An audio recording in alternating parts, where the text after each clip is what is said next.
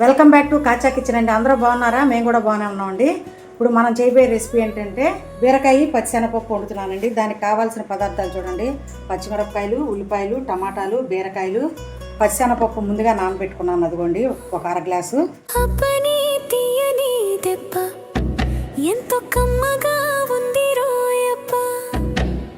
అమ్మని నున్నని బుగ్గ ఎంత లేతగా ఉన్నదే మొగ్గ, అప్పని తీయని దెబ్బ ఎంతో కమ్మగా ఉంది రోయప్ప.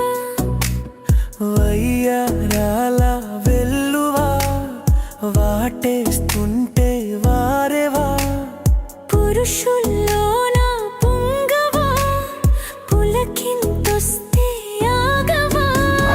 బీరకాయ శనగపప్పు రెడీ అయిపోయిందండి. మీకు నచ్చినట్లయితే లైక్ చేయండి, షేర్ చేయండి, సబ్స్క్రైబ్ చేసుకోండి. Bye friends.